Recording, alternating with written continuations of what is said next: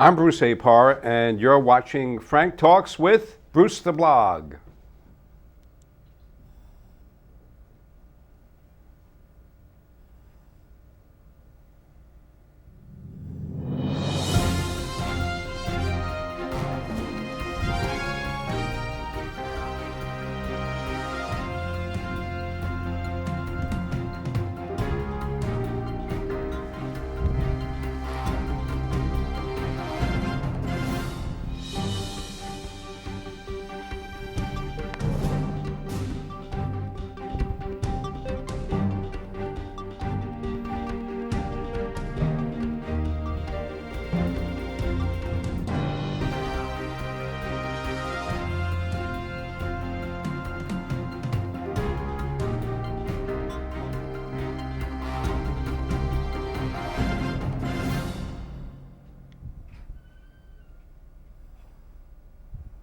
Frank Talks with Bruce the Blog is brought to you by Chase Media Group, publisher of The Penny Saver, and provider of multimedia marketing solutions for an omni-channel marketplace.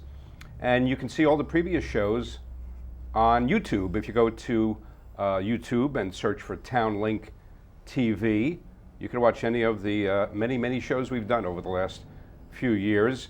And actually, the title is a little play on words because there is a Frank, but Frank is not here right now. My co-host, Frank J. Rich, and we thank him and Carla Chase, who is CEO of Chase Media Group, for producing the show. And we like to feature people who are making unique contributions to the community, improving our quality of life, and just generally helping each other. And this show is especially exemplifies that premise. We have three gentlemen who actually volunteer their time and their expertise and their considerable experience to help other people in business or going into business. And they are with the organization that you may have heard of, and if you haven't, you should know about it, and that's called SCORE. And so let me just introduce right now, to my immediate left, Jeff Jankowski, and Vincent Favale, and George Joyner, all of SCORE. Welcome, gentlemen. Thank you very much. And you happen to be, the three of you happen to be with the Putnam chapter, right, of SCORE? Yes, correct. And there's also a Westchester chapter as well. Do you have any titles with SCORE, or you are mentors, right? That's how you're known, as mentors? We're known as mentors. But we also do have titles within the chapter. I am the incoming chair of the Putnam chapter. Right. Vincent is the outgoing chair. Oh, okay. And our friend George is a past chair of the chapter. Wow. So in a sense, you have us coming and going, or we have you coming and going. I don't know which one it is. But, and SCORE, we were talking a little bit beforehand, is now, maybe to some people's surprise, if they're not familiar with it, going on its 50th year. That's right. Yes, Right? that's So right. it goes back, not that I was a math whiz, but I can't figure out, it goes back to 1964. And you were telling me that it really was, in some ways, an outgrowth of an initiative of President Johnson, Yes. right? And wanting to help small businesses, right? I think, Vincent, you were talking about that a Right. little bit. In order to start help small businesses, LBJ had a conference, and a group of business leaders got together and they started thinking, how do we motivate people to start small businesses? And the idea came in is, what about all the retired business executives that we have across the country? What a wealth of knowledge that would be if we can start an organization that would use that information. Right. The word SCORE comes from Service Organization of Retired Executives. Right. And that's how it started. And here we are, 50 years later, 350 chapters later, and 11,000 volunteers later. Right, and as I was saying to you, I mean, I'm fairly aware in my travels and my profession in the media of a lot of things going on in the community and a little bit beyond the local area. And I have noticed recently more and more SCORE's involvement in the community and affiliation for example, with chambers of commerce, I know you do a lot, right? Yes, we do. Working with chambers of commerce. I mean, every town has one, of course, but in your case, for example, you work with the Yorktown Chamber of Commerce, right? We work with the Yorktown Chamber of Commerce. We also work with the Brewster Chamber of Commerce. Right. We are affiliated with both of those organizations. We do presentations for them. We counsel sometimes at their offices, depending. But the chambers are, for us, are a very good means of contacting business people and helping them out or bring them in case they have any situations that we believe we can help them out with. Right, and it applies to both, let's say, current members of a chamber, existing businesses, as well as people who very logically would call a chamber if they want to start a business, right, and they start asking questions about resources, right? And that's where you come in, right? You're obviously a very valuable resource. We're a very valuable resource, and I think both Vinny and George have a lot of knowledge about the resources that we have available. We have about 15 members of our chapter. We have resource members on top of that, and we cover the whole gamut of what we can help a business with. I'll let Vinny and so George, let's talk a little bit about that. Like what? So let's say we could do role playing, because I like to think in my spare time I'm an actor, although maybe people who come to see me don't agree. But so let's say I'm role playing, and I want to start just a frozen yogurt business. We get a lot of those. Yeah, I know. Right. That's why I brought it up. I know. Froyo. Right. We get a lot. Yes. Right. So I want to start a froyo business, and because there's only 5 other ones in my small town, so I figure that makes sense. And so how do you go about working with somebody like me in that hypothetical sense? Well, where do you think you're going to? What's your location? Oh, I don't have a location. Okay, you don't have a location. Let's take a look at it. Why would I buy yogurt from you? What's going to make you different than the 5 that we have down Because here? I'm going to have the best yogurt at the lowest prices. Okay, well, that doesn't mean you're going to make any money. Oh. Now, the bottom line, anybody who's going into business, unless you're going to be a charitable organization, is you want to go and make money. Right. Well, let's take a look at how you're going to do it. And the way we do it is through a business plan. Right. And we help people write a business plan.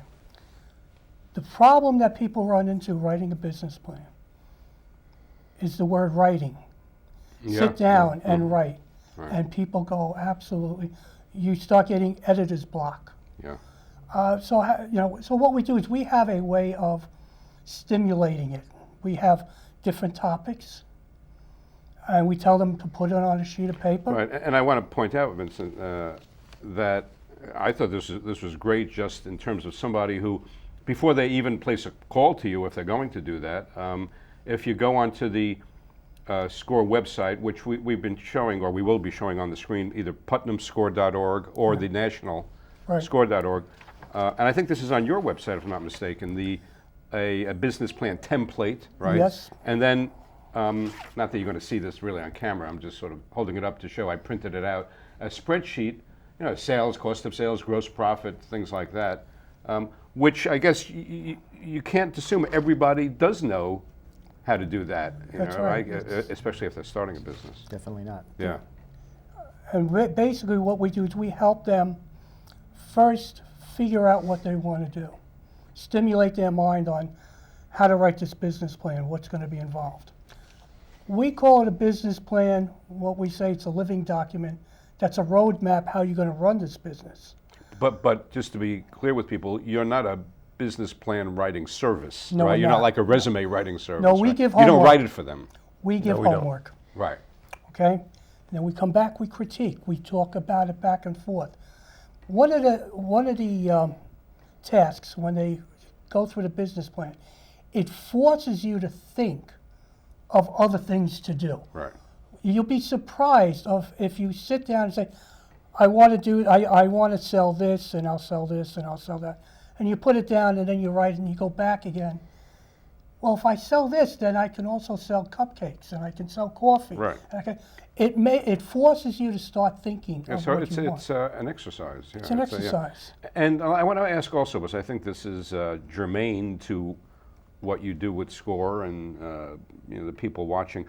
Just if each of you could just mention what you did in your professions, generally speaking. Myself, I was a corporate treasurer for a Fortune 1000 company. Long-range plans. I handled accounts payable, credit and collection. I'm a certified international credit professional. I've been on the board of directors for the Financial Professional Association.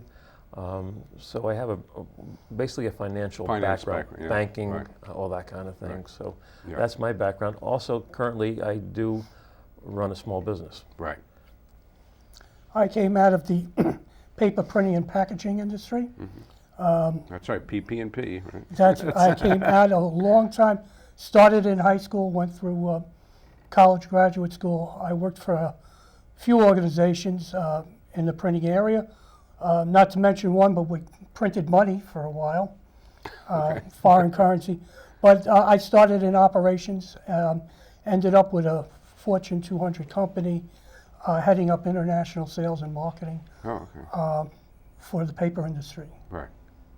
George.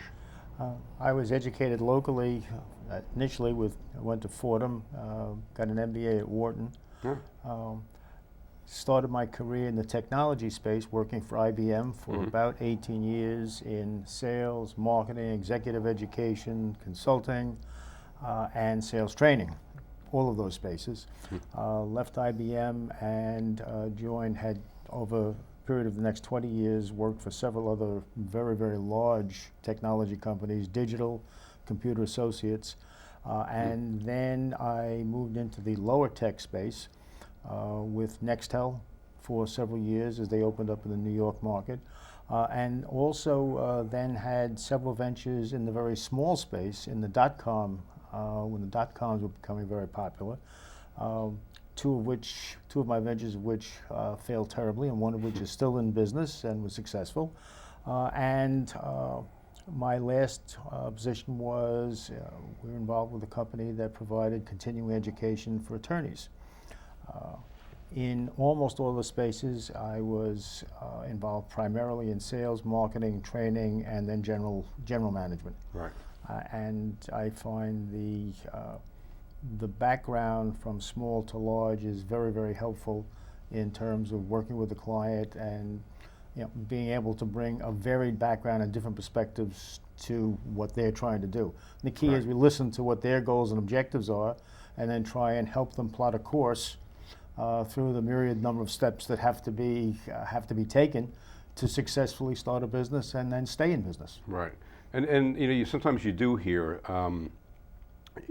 often from the most successful people, sort of so-called captains of industry, let's say, how important it is, especially for an entrepreneur, to fail, right? That you have to know failure and obviously how to persevere through it, and that it's going to help make you more successful. Do you agree with that, Oh, Jim? yes. Yeah. Absolutely. Yeah. Definitely. Yes. So people out there maybe who have done that and have failed, that is, and maybe haven't quite gotten to the success that they envision, shouldn't be discouraged or depressed about it. Or you can't control if somebody's depressed. I mean, that we all get depressed. Yeah, but it doesn't mean that you're not going to be very successful on your next venture, right? Failure's not the end of the world. Right. Yes, failure is not an objective, but it's not a deterrent either. Right. Okay. Yeah. I mean, that's a good, very good point. And what about success stories like that you've worked with people locally, and that maybe some names that people here will recognize, or that they even patronize? Yeah, we've had dozens and dozens, but a couple that I like to refer to. One is a product that you might have seen in Whole Foods, in Mr. Green's, in local gas stations, a product called Lola Granola. All right. Yeah. Yes, I mentioned that.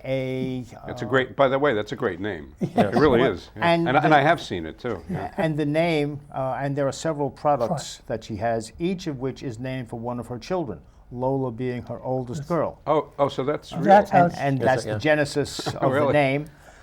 It's a very high quality granola product. Mary Molina and her husband Ernie had run into hard times.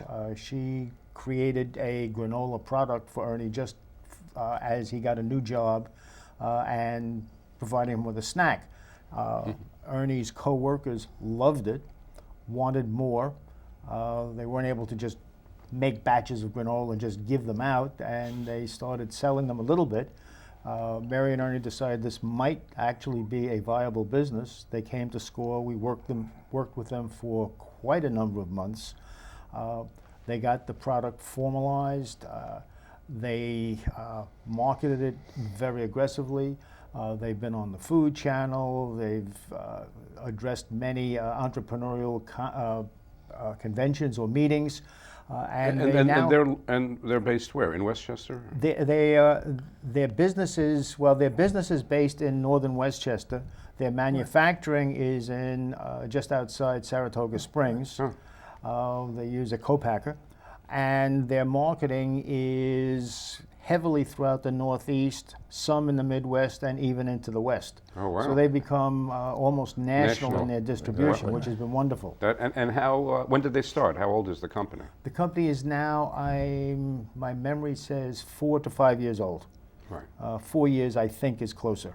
Yeah. So that's a great success So story. that's- And I have to tell you, like I remember seeing it in a local coffee shop, not the coffee shop everybody might assume, but very similar to that.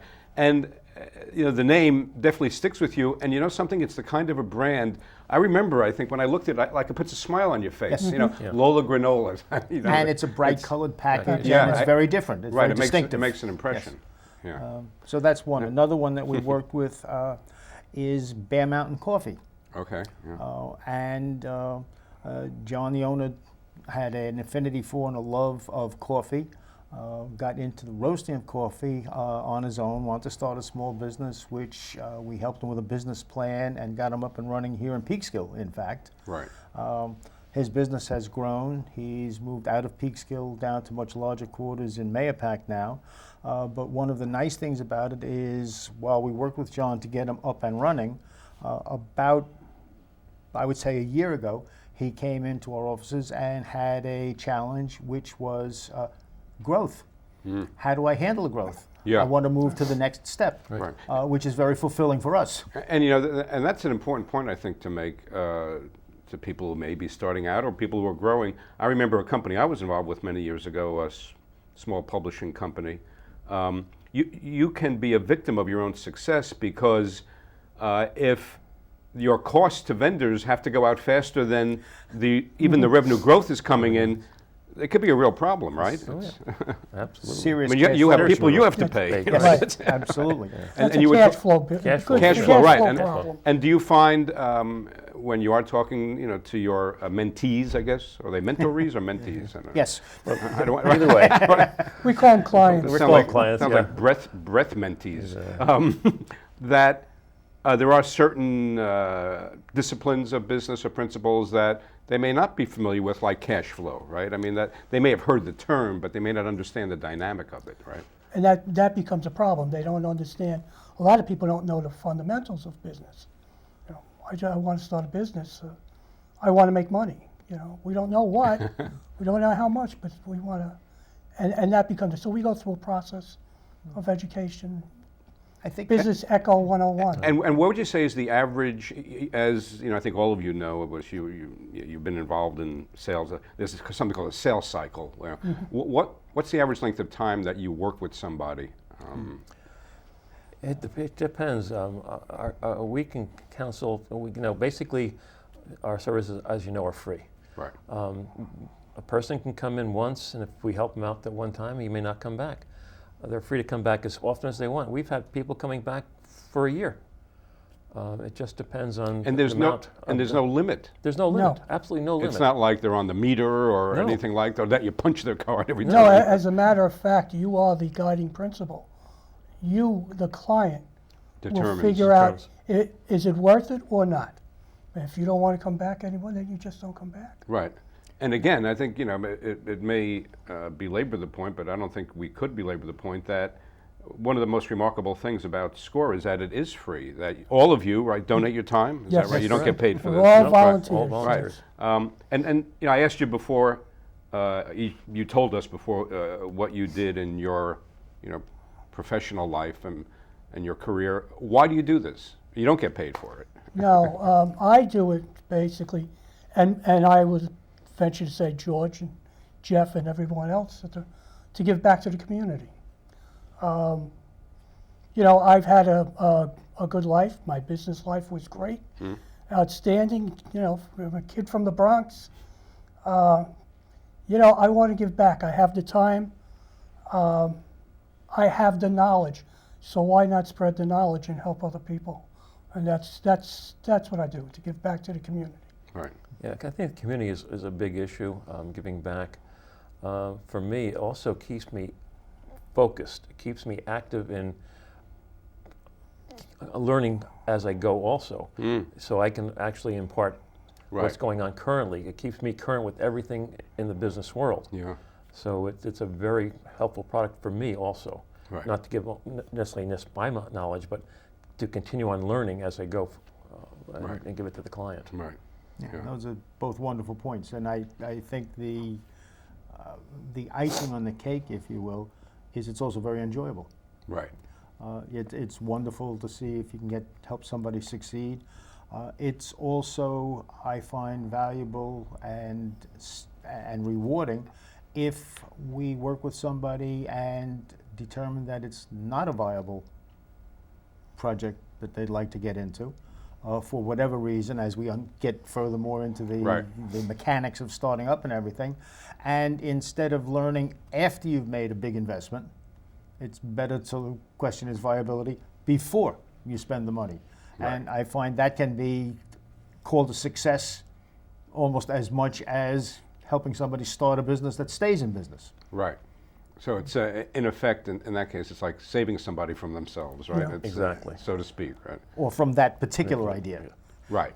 And I just want to go back for a specific purpose to the role playing we were doing. So let's say, Vincent, I'm saying to you as the frozen yogurt, you know, wannabe owner operator, I want you to taste this yogurt because you'll see it's better than any frozen yogurt you've ever tasted. And can you tell me like what you think of it, how it tastes, and if you think, you know, I'm right and people will really love it? Well, I can't talk for other people, so the way you're perceiving to go into business is not the right way. You're only going to fool yourself. What we would do, we would sit down and start talking about what do you want to do? What do you want to sell? Give me your ideas now. And then we start putting it into some type of a plan. How So, are you going to yeah. run it? How are Right. you going to run the business? Right. Where are you going to get your material from? You know, all these different things we start talking about. Do you need money? Are you going to need capital or so? If so, you're going to have to then start talking to a bank. Right. So you're not going to comment on the product itself, or like if you thought, you know, if you thought inside your own head without saying it that this product makes no sense to me, you're not going to necessarily tell them No, that, right? we would never tell Yeah. anyone it's a bad idea. Right. We would rather take the position that, you know, those guys from school, they showed me that, but they kind of talked me out of not starting a business. You don't want that to get And around, right? No, but Necessarily. what we wanted to do is that it wasn't going to work. They showed me these. Oh. But I really know I could have been the next famous Amos making cookies. I really know I could do it. We got thick skins. Right. Yes, you're right. Okay, you could have been the next famous Amos. That we could live with. What we could not live with is if we found out 6 months from now you lost $60,000. Yeah. Right. You don't know how that would bother us. Oh no, I could well, imagine. yeah, though. I mean- yeah. Well, you feel a sense of And responsibility. we take so we would take the time into Yeah. going in. I don't consider you having ice cream or custard or whatever. To me, you're widgets. I put everything Right. into a widget. Right. It makes good business sense. And anyone who's gone to business school knows the word widget. Everything was a widget. Yes. Right. And we take that type of an approach.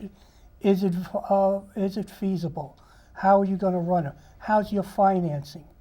Who's going to run it? What's your management going to look like? What's your operations? How are you going to distribute it? All these things. Believe it or not, people have no idea. I Yeah. bake cookies, so therefore Right. I want to.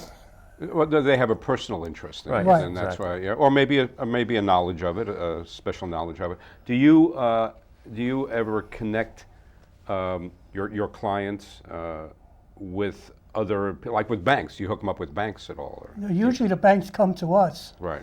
and they tell the people to, somebody would go for a loan and the loan officer would say, "You have a business plan?" And they would say no, and they said, "I think you ought to go talk to SCORE first." Oh, so they will So refer them we to get you. a lot of people coming Like the chambers, from sort from of. the The chambers chambers, will refer the out, chamber, so- and the banks will say to come over. Right. Yeah. Well, the Yorktown Chamber has an interesting program right now also. They have a special program where they'll loan a struggling business some money. Not to chamber the will. owner, not the Yorktown Chamber, Yeah. not to the owner, but to help them pay their bills directly to the bill. Bills have to Okay. be- Oh, really? But the requirement is they come to SCORE Oh, really? to get help. So there's a caveat there as far as that goes. And it's a isn't new it they have program. to be members? They have to be members. They have to be a member of the Yeah. chamber. Right. But it's a Interesting. program that it's an interesting program that gives the business owner some help as well as then some good advice. So you're like the driving school. yeah, exactly. Right? So, exactly. right. Yeah, but we don't have that break on the side. Exactly. Right. No, but it really speaks volumes about how SCORE is perceived by, by business organizations like chambers or by banks. I mean, that to me is the best testimonial you could get, right? Well, actually, there's another thing too that we haven't gotten into, and Vinny can talk or George can talk to this, is the SEEP program. Seed? Right, SEEP, S-E-A-P, I believe, SEEP. right. It's a state program Right. for people who are unemployed. George or Vinny, want to talk about SEEP? Yeah, when we only have a couple of minutes, Okay. he's telling me. So just quickly. Well, could- we also work Right. with the Department of Labor in the Putnam office. The workforce, the Department of Labor, is right down the hall from us. Right. So people are speaking there, and if they can, sometimes they'll tell people, "Why don't you go up and talk to the guys at SCORE?" People who want to become, let's say, general contractors, consultants, house painters.